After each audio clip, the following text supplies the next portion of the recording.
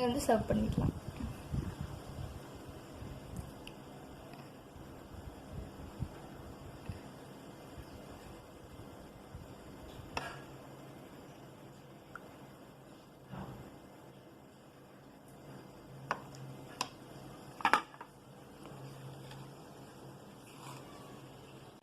Hi friends, welcome to தமிழஸ் kitchen. இன்னைக்கு நம்ம பார்க்க போகிறது நோ ஆயில், கீ, பட்டரு எதுவுமே ஆட் பண்ணாமல் ஒரு வெயிட் லாஸ் ரெசிபி, ஒரு பன்னீர் ரெசிபி.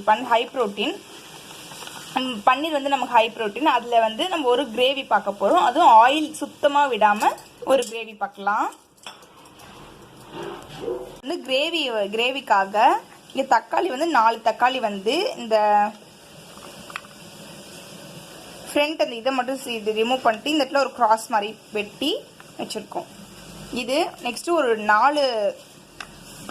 3 வந்து இது ஆனியன், வெங்காயம், இது கொஞ்சோண்டு இஞ்சி, பூண்டு. இதை வந்து தண்ணி ஊற்றி வேக வச்சிடலாம். வந்து நான் 1 டம்ளர் அளவுக்கு தண்ணி ஊற்றிருக்கேன். இது வந்து வேக வச்சிடலாம். நம்ம குக்கரில் வச்சு வேக வைக்க போகிறேன். குக்கரில் ஆல்ரெடி இங்கே சாதம் இருக்குது, அரிசி மேலே வச்சு இது வந்து ஒரு 3 விசிலுக்கு வச்சு வேக வைக்க போறேன். அது கூடிய மஞ்சத்தூள், கொஞ்சமா உப்பு,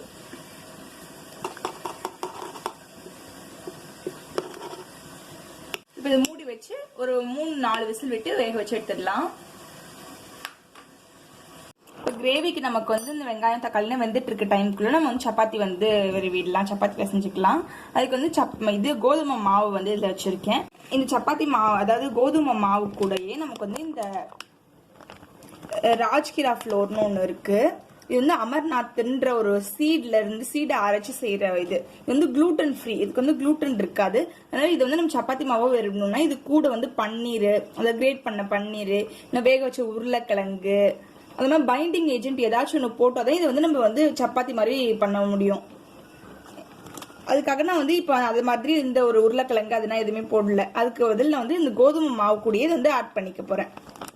இது வந்து வெயிட் லாஸ்க்கு ரொம்பவே ஹெல்ப் பண்ணும். இது வந்து குளூட்டன் ஃப்ரீ.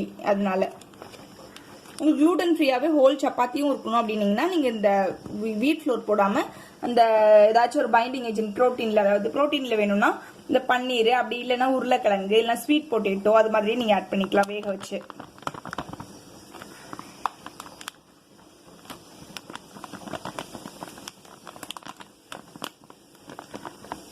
இல்லை ரேஷுனா எதுவுமே இல்லை, நாமளே வந்து ஆட் பண்ணிக்கிறது தான்.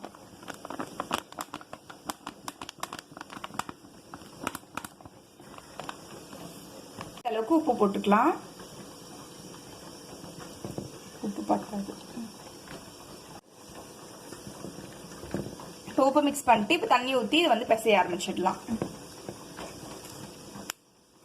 நல்லா பிசைஞ்சிட்டு உங்களுக்கு காமிக்கிறேன். தண்ணி ஊற்றி இது நல்லா பிசைஞ்சு வச்சாச்சு சாஃப்டா. இது வந்து ஊறட்டும். ஒரு துணி போட்டு மூடி வச்சிடலாம். மசாலா வந்து நம்ம வந்து ட்ரை ரோஸ்ட் பண்ணி போட்டுக்கலாம் குழம்புக்கு. அதுக்கு வந்து எல்லாத்துலேயும் கொஞ்சம் கொஞ்சம், அதாவது சீரகம்,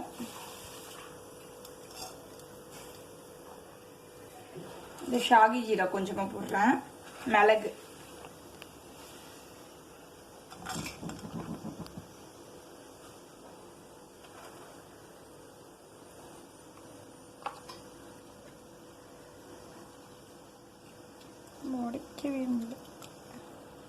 குட்டி பீஸ் பட்டை, ஒரே ஒரு கிராம்பு, கொஞ்சோண்டு ஸ்டார் அனீஸ். இது 3 இந்த ஃப்ளேவருக்காக மட்டும்தான். இது ஃபர்ஸ்ட் நம்ம ட்ரை ரோஸ்ட் பண்ணிக்கலாம். இது கூட வந்து இது மல்லி, அதாவது மல்லி,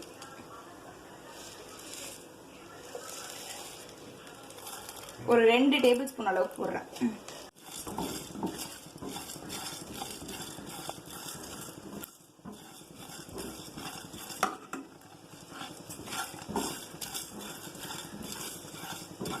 இது கூட நம்ம கருவேப்பிலை சேர்த்துக்கலாம். கருவேப்பிலை வந்து ஆப்ஷனல் தான். இந்த ஃப்ளேவர் நல்லா இருக்கும். இது கூட வந்து போட்டா முடி வளரும் நல்லா.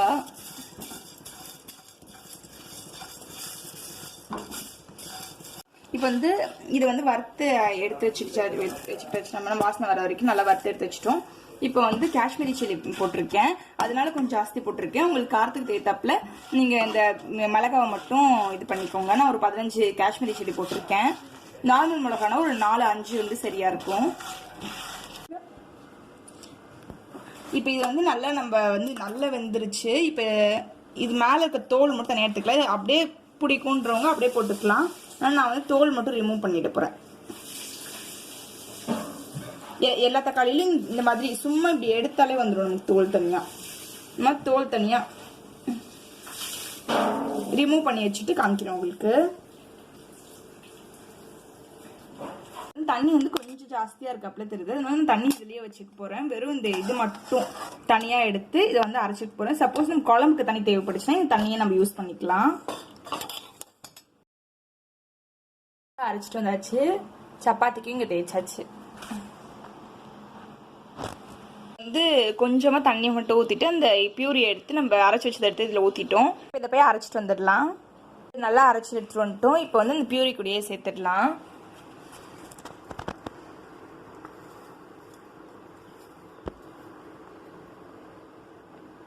இது கலந்துட்டு உங்களுக்கு காமிக்கிறேன். இப்போ நல்லா ரொம்ப திக்கா இருக்கு. இப்போ நம்ம தண்ணி வச்சிருந்தோம்ல, அந்த வேக வச்ச தண்ணி அதை ஊத்திடல இதுல. இப்போ இருந்த எல்லா தண்ணியும் நம்ம வேக வச்சிருந்த எல்லா தண்ணியும் ஊத்திட்டேன். இப்போ திக்னஸ் கரெக்டா இருக்கு நமக்கு. ஆல்ரெடி நம்ம மசாலா பொருள் எல்லாமே வறுத்து அரைச்சி போட்டனால வந்து நமக்கு அந்த பச்சை வாசம் எதுவுமே இல்லை நமக்கு. அப்படி சப்போஸ் நீங்க வறுத்து அரைக்காம டைரக்டா இது மிளகாத்தூள் டைரக்டா வந்து மல்லித்தூள் ஆட் பண்ணீங்கன்னா ரொம்ப நேரம் வந்து நீங்க வந்து ஃப்ளேம்ல வச்சிருக்கணும். அப்பதான் அதோட பச்சை வாசம் எல்லாம் போகும். நம்ம எண்ணெய் ஊத்தியும் எதுவுமே வதக்கல, ரொம்ப நேரம் வச்சிருக்க மாதிரி இருக்கும். ஆனா வேக வச்சுட்டு இது எல்லாமே வறுத்து அரைச்சனால எதுக்குமே வந்து பச்சை வாசம் இல்லை. இப்ப நமக்கு இப்ப வந்து நம்ம உப்பு மட்டும் போடணும். உப்பு புளிப்பு டேஸ்டுக்காக கொஞ்சமா பிளாக் சால்ட் கருப்பு உப்பு பண்ணுவாங்க, அது புளிப்பு டேஸ்டுக்காக. அது இல்லைனாலும் பரவாயில்ல, ஒன்றும் நம்ம லெமன் புளிச்சுக்கலாம்.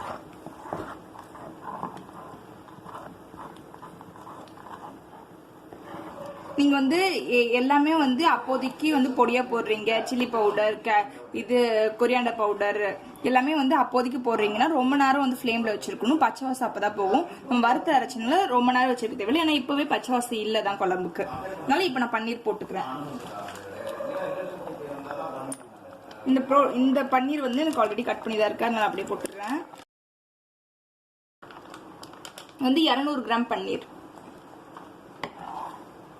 ஃப்ரோசன்ல கிடைக்கிறது நான் போட்டிருக்கேன்.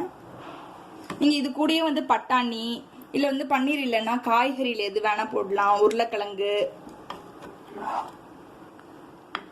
காலிஃபிளவர், என்ன காய் இது வந்து பேஸா வச்சுக்கிட்டு ஆயில்லெஸ் குழம்புக்கு இது பேஸா வச்சுட்டு நீங்க எந்த காய் வேணா உள்ள ஆட் பண்ணி இது பண்ணிக்கலாம். இது கூடயே வந்து நம்ம இது செய்யறது சூப்பரா இருக்கும், பட்டாணி. இப்ப பன்னீர் வேகிறதுக்கு மட்டும் ஒரு 3 மினிட்ஸ் வச்சுட்டு நம்ம ஆஃப் பண்ணிடலாம்.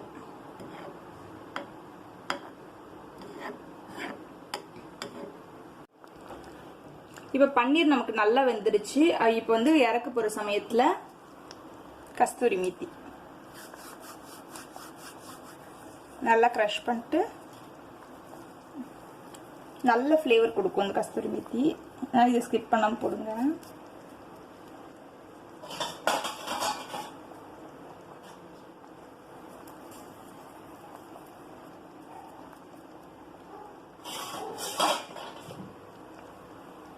இது மேலே கருவேப்பிலை கொத்தமல்லி கொஞ்சமா தூவிக்கலாம். கருவேப்பில் கொத்தமல்லி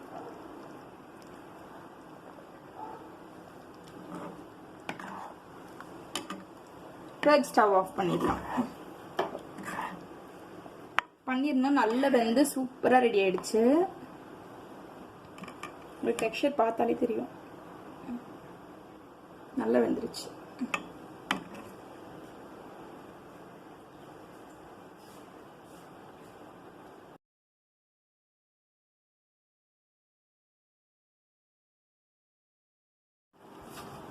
இது மேலே கொஞ்சம் பஞ்சி ஃப்ளேவருக்காக நம்ம சாட் மசாலா கொஞ்சமா தூக்கலாம்.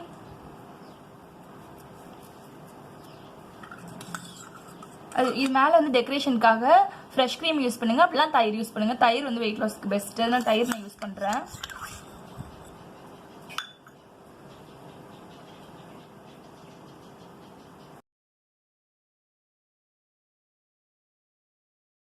சுத்தமாக ஆயில் கீ பட்டர் எதுவுமே யூஸ் பண்ணாமல் செம்ம சூப்பராக டேஸ்டியாக நமக்கு வந்து ஒரு ஹை ப்ரோட்டீன் கிரேவி ரெடி ஆயிடுச்சு. வெயிட் லாஸ்க்கு ஒரு கில்ட் ஃப்ரீ ரெசிபி வந்து இதை செஞ்சு பார்த்துட்டு இதோட ரெசிபி உங்களுக்கு எப்படி வந்துச்சுன்னு சொல்லிட்டு கமெண்ட் பாக்ஸில் கீழே சொல்லுங்கள். இதை வந்து சர்வ் பண்ணிக்கலாம்.